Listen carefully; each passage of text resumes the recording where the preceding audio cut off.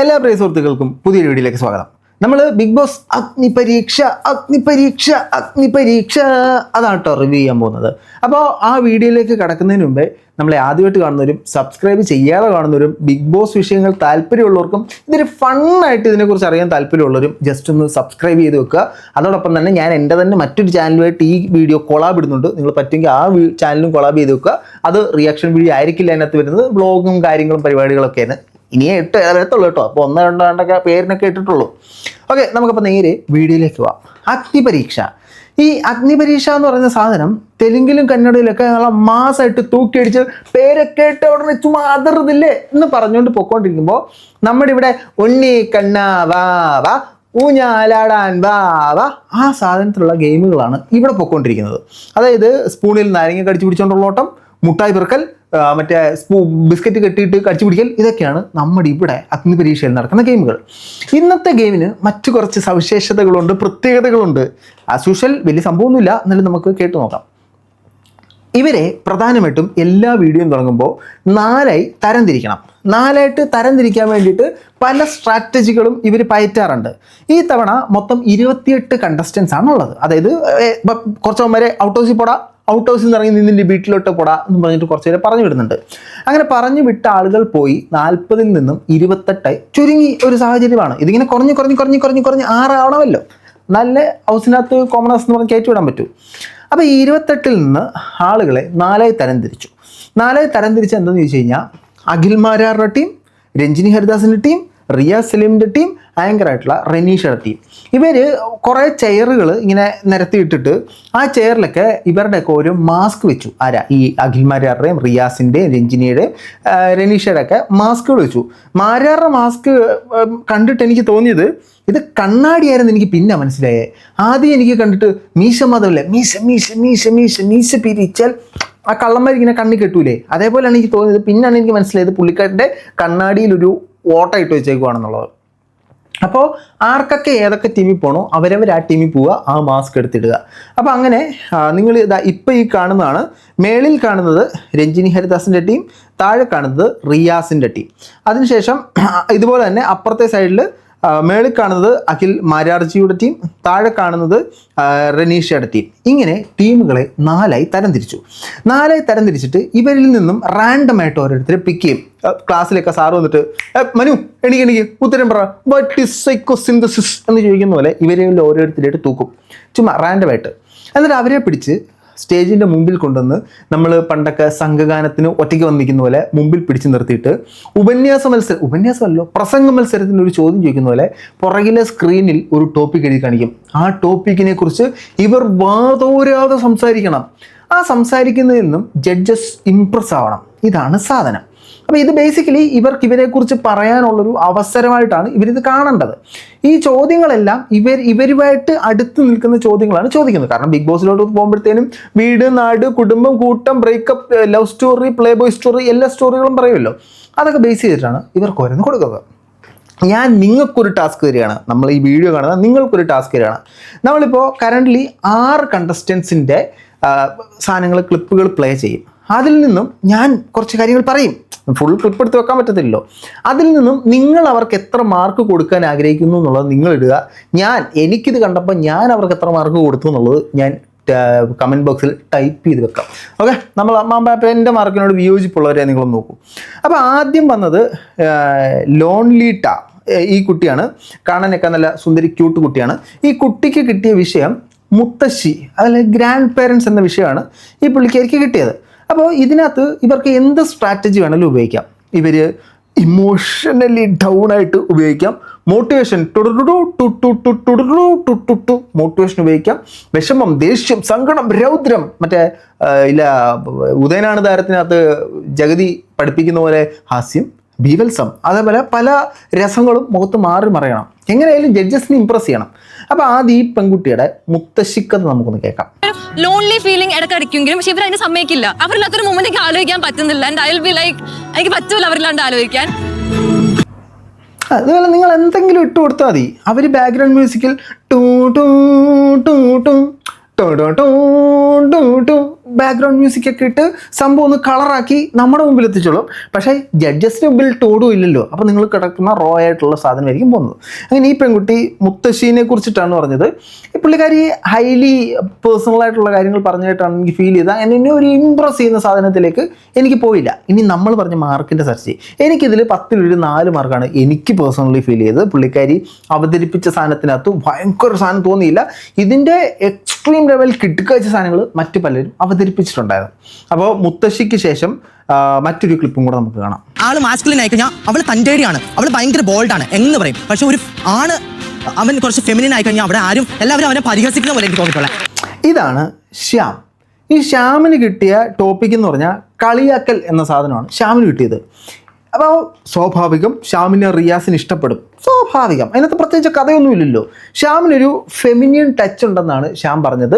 അതുകൊണ്ട് തന്നെ നമുക്കറിയാവുന്ന കാര്യമാണ്, ഈ ഫെമിനിയൻ ടച്ച് ഉള്ള ആളുകളെ നമ്മുടെ നാട്ടിൽ ഭയങ്കരമായിട്ട് സൈബർ ബുള്ളിങ് ചെയ്യും. പെണ്ണുകളെ എന്നൊക്കെ പറഞ്ഞ് കളിയാക്കും. ഈ കളിയാക്കലിൽ കൂടെയാണ് അവൻ കയറി വന്നത്. സോ ഇതോടെയാണ് എനിക്ക് മനസ്സിലായത് ഇവർക്ക് ആപ്റ്റായ ടോപ്പിക്കുകളാണ് ഈ ബിഗ് ബോസ് ഇവർക്ക് കൊടുക്കുന്നത്, സംസാരിക്കാൻ കൊടുക്കുന്നത്. അതിനകത്ത് ഇവർക്ക് പെർഫോം ചെയ്യാൻ പറ്റുന്ന സാധനങ്ങളാണ് ഇവർക്ക് കൊടുക്കുന്നത്. അത് പെർഫോം ചെയ്തോ ഇല്ലയോ എന്നൊക്കെ അവരുടെ കയ്യിൽ പോലിരിക്കും. യാവൻ ശ്യാം കിണ്ണം സാധനം ഓടിച്ചു, കീച്ച സാധനം. ഇതിനകത്ത് എനിക്ക് ഇഷ്ടപ്പെട്ട one of the best speech യവൻ്റെ ആയിരുന്നു.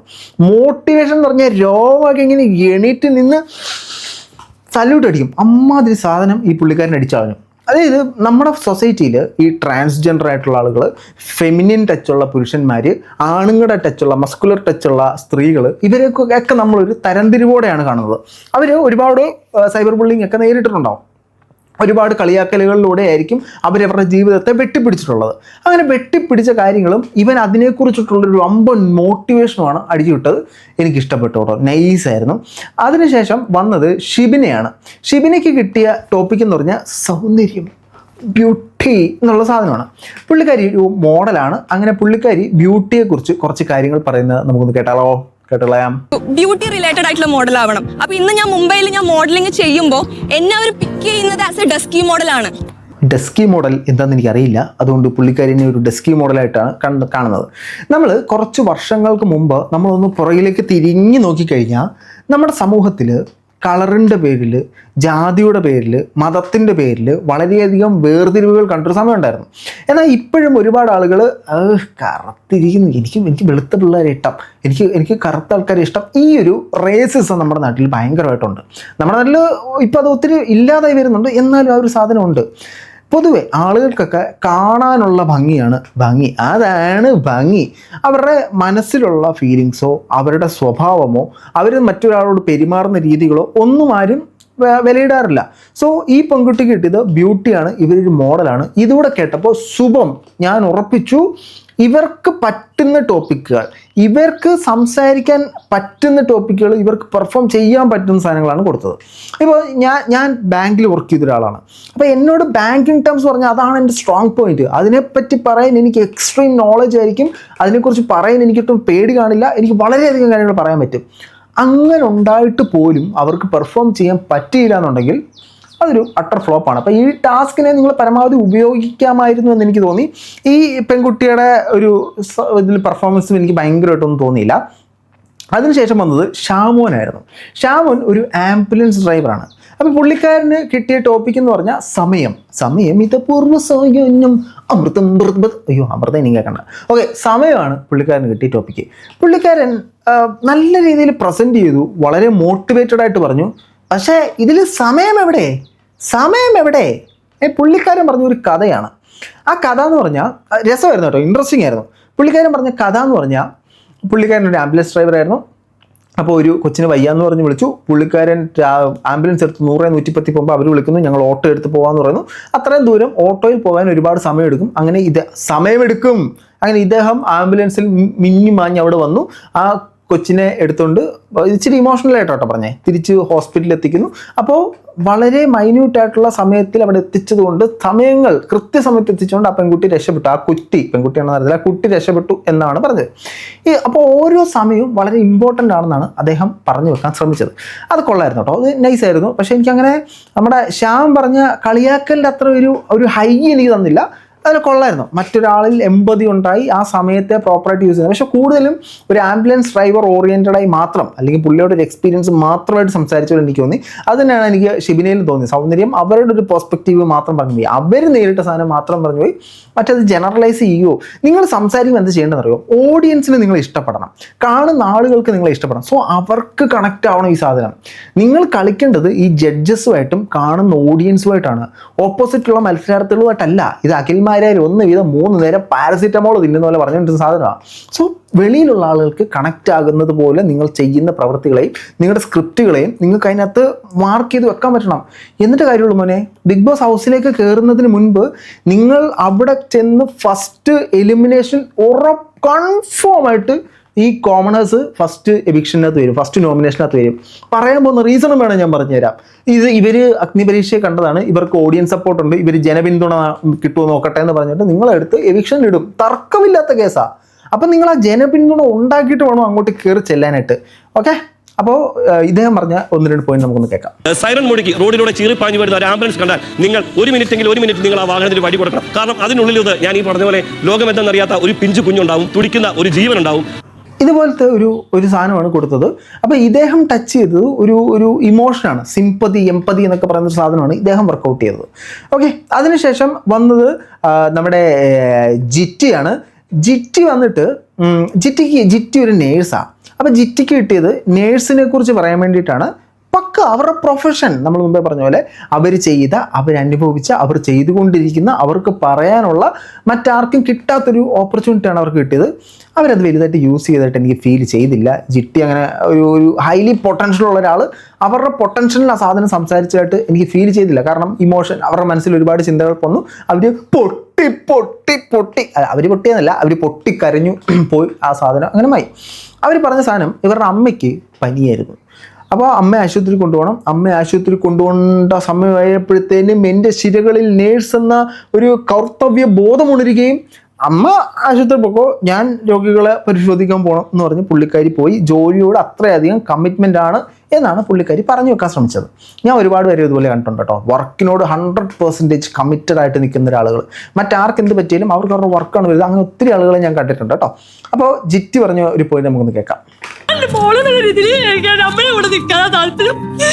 പക്ഷേ എന്റെ മനസ്സിൽ എന്നെ പ്രതീക്ഷിച്ച് കിടക്കുന്ന ഒരുപാട് രോഗികളുണ്ട്.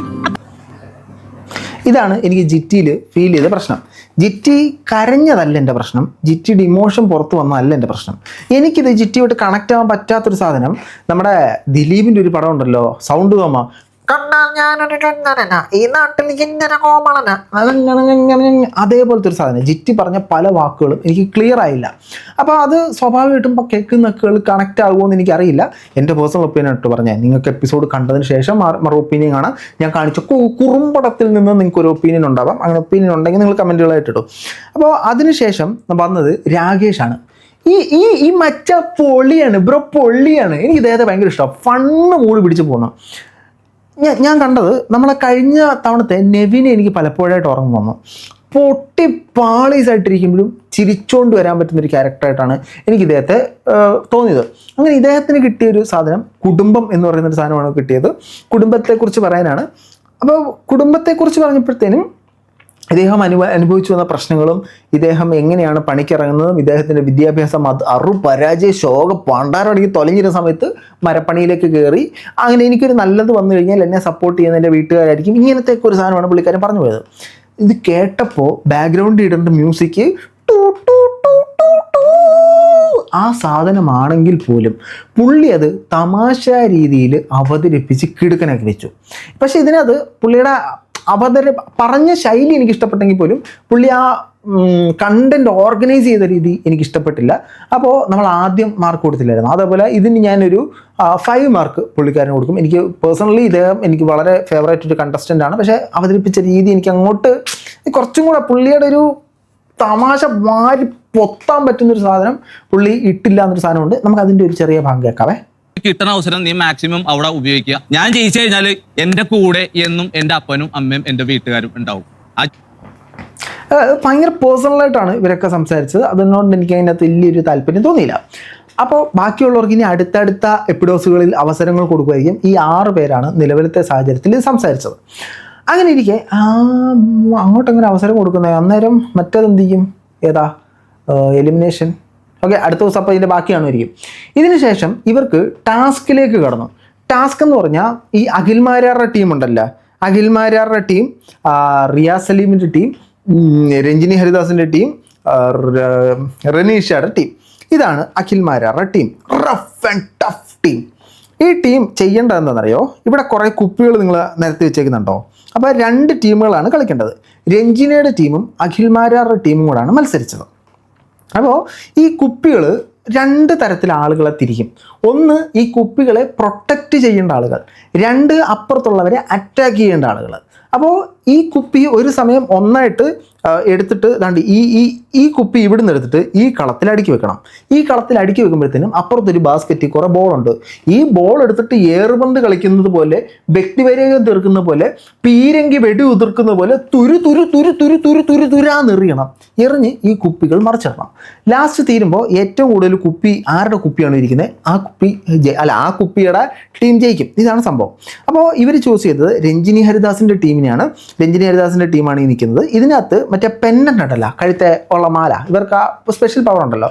അപ്പോൾ ഈ പെൻഡൻ്റ് ഉള്ള ടീമിന് ഒരു പവർ എന്ന് പറഞ്ഞാൽ 10 സെക്കൻഡ് എക്സ്ട്രാ കൊടുക്കും. 10 സെക്കൻഡ് കൊണ്ട് എത്ര കുപ്പി വേണമെങ്കിലും ഇതിനകത്ത് പെറുക്കി വെക്കാം. ഇതിനകത്ത് ഇവർ കുറച്ച് റൂൾസ് പറഞ്ഞിട്ടുണ്ടായിരുന്നു. നിയമങ്ങൾ കറക്റ്റായിട്ട് പാലിക്കണം. ഈ ഒരു കുപ്പിയും മറ്റു കുപ്പിയും തമ്മിൽ കറക്റ്റായിട്ടുള്ള ഡിഫറൻറ്റ് ദൂരം കറക്റ്റായിട്ട് വരണമെന്ന് പറഞ്ഞിട്ടുണ്ട്. പക്ഷേ ദൂരം കറക്റ്റായിട്ട് പാലിച്ചതായിട്ട് എനിക്ക് പേഴ്സണലി ഫീൽ ചെയ്തില്ല. ഓക്കെ, ഇനി ഈ രഞ്ജിനിയുടെ ടീമിനെ മാരാർ സെലക്ട് ചെയ്തതിന്, മാരാറാണ് സെലക്ട് ചെയ്തത്. മാരാറുടെ ടീം ആരോട് പ്ലേ ചെയ്യണമെന്ന് മാരാറാണ് സെലക്ട് ചെയ്തത്. അപ്പോൾ മാരാർ സെലക്ട് ചെയ്തപ്പോൾ മാരാർ ഒരു ക്ലാസ് സാധനം അടിച്ചായിരുന്നു കേട്ടോ. ആ ക്ലാസ് ആണ് നമുക്ക് കേൾക്കാം. നേരിടാനാണ്. അയ്യോ, ക്ലാസ് തന്നെ മൊത്തം വന്നില്ല. ഓക്കെ, ശക്തരോട് നേരിടാനാണ് ഞങ്ങൾക്ക് ഇഷ്ടമെന്നാണ് മാരാർ പറഞ്ഞത്. ആ ശക്തർ നല്ല ക്ലാസ് ആയിട്ട് ഇവരെ തോൽപ്പിക്കുകയും ചെയ്തു എന്നുള്ളതാണ് ഇതിനകത്ത് ഏറ്റവും വലിയ ഹൈലൈറ്റ്. ഇങ്ങനെയാണ് ഈ ടാസ്ക് പോകുന്നത്. ഈ കുപ്പി ഇങ്ങനെ അടുക്കി വെക്കണം. അതുകൊണ്ട് ഈ പെൺകുട്ടി കുപ്പി എടുത്ത് അടുക്കി വെക്കുകയാണ്. ഈ പുള്ളിക്കാരൻ പ്രൊട്ടക്റ്റ് ചെയ്യുകയാണ്. അങ്ങനെ പ്രൊട്ടക്റ്റ് ചെയ്ത് കുപ്പിയെല്ലാം കൂടെ അടുക്കി വെക്കണം. അതിൻ്റെ കൂടെ അപ്പുറത്തുനിന്ന് ബോൾ എടുത്ത് തുരുതുരെ എറിയണം. അങ്ങനെ അതിനകത്ത് ബെസ്റ്റ് പ്ലേ ചെയ്ത ഒരാൾക്ക് മറ്റേ ഇൻഫിനിറ്റി പെൻഡൻറ്റ് കൊടുക്കും. അപ്പോൾ വൈശാഖ് ാണ് ഈ പെൻഡൻറ്റ് കിട്ടിയത്. ഈ പുള്ളിനെ ഞാൻ മാസ് കട്ട സപ്പോർട്ടാണ്. എന്നെ ഇൻസ്റ്റയിൽ ഫോളോ ചെയ്ത്. സപ്പോർട്ട് എന്ന് പറഞ്ഞാൽ മരണമാസ സപ്പോർട്ട്. പുള്ളി കിട്ടില്ല. അഗ്നിപരീക്ഷയിൽ കയറാൻ പോകുന്ന ഇദ്ദേഹമാണ് അഗ്നിപരീക്ഷയിൽ കണ്ടസ്റ്റൻ്റായിട്ട് കയറാൻ പോകുന്നതിൽ ഒരാൾ. എന്നെ ഫോളോ ചെയ്തു. പുള്ളിക്കാരൻ കയറും. എന്നെ ഫോളോ ചെയ്താലും ഇല്ലെങ്കിലും ശരിക്കും നല്ലൊരു പ്ലെയർ ആട്ടോ. എനിക്ക് ഇദ്ദേഹത്തെ ഇഷ്ടപ്പെട്ടു. ഇദ്ദേഹത്തിൻ്റെ ഒരു എഫേർട്ട് ഇടുന്ന പോലെ എനിക്ക് ഫീൽ ചെയ്തു. കുറച്ച് പേര് ഇതുവരെയായിട്ട് നമ്മുടെ കണ്ണിൽ ശ്രദ്ധിക്കപ്പെട്ടിട്ടുള്ളൂ. ഇപ്പോൾ ഈ ഒരു 5-6 എപ്പിസോഡായെങ്കിൽ പോലും കുറച്ച് ആളുകളാണ് നമ്മുടെ മുമ്പിൽ ശ്രദ്ധിക്കപ്പെട്ടത്. അതേപോലെ ഞാൻ ആദ്യം മുതലേ നോട്ട് ചെയ്ത ഒരാളാണ്. പിന്നെ എന്നെ ഇൻസ്റ്റാഗ്രാമിൽ ഫോളോ ചെയ്തുകൊണ്ട് ശ്രദ്ധിക്കണമല്ലോ, സ്വാഭാവികം. അതിനുശേഷം ഒരു പെൻഡൻറ്റ് കിട്ടിയത് ഇദ്ദേഹത്തിനാണ്. ഇവർ രണ്ടുമാണ് ഇതിനകത്തുനിന്ന് നന്നായിട്ട് പെർഫോം ചെയ്ത് പെൻഡൻറ്റ് കിട്ടിയത്. മോശമായിട്ട് പെർഫോം ചെയ്തവരെ get out of the car എന്ന് പറഞ്ഞിട്ട് ഔട്ട് ഹൗസിലേക്ക് പറഞ്ഞു വിടും. അവരിൽ നിന്നാണ് എവിക്ഷൻ കണ്ടെത്തുന്നത്. അതിനുശേഷം കളിച്ചത് ഇതാണ് റനീഷയുടെ ടീം, ഇതാണ് റിയാസിൻ്റെ ടീം. ഇവർ രണ്ടും കൂടെ ഏറ്റുമുട്ടിയപ്പോൾ ഈ പെൺകുട്ടിക്കാണ് ഏറ്റവും നന്നായിട്ട് പെർഫോം ചെയ്തതിൻ്റെ ഇൻഫിനിറ്റി പെൻഡൻറ്റ് കിട്ടിയത്. ഷിബിന നമ്മൾ കണ്ടല്ലോ ആദ്യം ബ്യൂട്ടിയെക്കുറിച്ച് പറഞ്ഞ ബ്യൂട്ടിഫുൾ ഷിബിനയ്ക്കാണ് ഈ പെൻഡൻറ്റ് കിട്ടിയത്. ഈ കുട്ടിയും കൊള്ളാം കേട്ടോ, അത്യാവശ്യം പെർഫോമൻസ് ഉള്ളൊരു പുള്ളിക്കാരിയാണ്. അതിനുശേഷം രണ്ടാമത്തെ ആ ടീമിൽ നിന്ന് പെൻഡൻറ്റ് കിട്ടിയത് ഈ പെൺകുട്ടിക്കാണ്.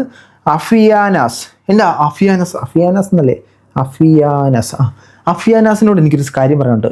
സ്ക്രീനിൽ കാണിക്കുമ്പോൾ തയ്യാരോ എന്ന് പറഞ്ഞ് തുള്ളാതിരിക്കൂ. സ്ക്രീൻഷോട്ട് എടുക്കാൻ പറ്റുന്നില്ല. സ്ക്രീൻഷോട്ട് എടുത്താലല്ലേ എനിക്കത് ഇവിടെ വെച്ച് കാണിക്കാൻ പറ്റൂ ജനങ്ങളെ.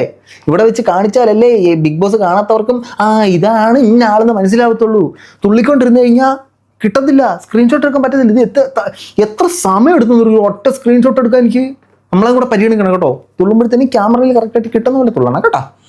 അതിനുശേഷം ഈ എവിക്ഷന് വന്ന ഔട്ട് ഹൗസിൽ വന്നവരെ ഇങ്ങനെ പട്ടാള ക്യാമ്പിൽ നിർത്തുന്ന പോലെ നിരത്തി നിർത്തിയിട്ട് നിനക്ക് പറയാനുള്ളത് പറയടാ എന്ന് പറഞ്ഞിട്ട് ഇവർ കുറേ കാര്യങ്ങൾ പറയണം. ആ പറഞ്ഞ കാര്യങ്ങളിൽ നിന്നും അല്ലെങ്കിൽ ജഡ്ജസ് ഇവരോട് കുറച്ച് കാര്യങ്ങൾ ചോദിക്കും. അതിൽ നിന്നും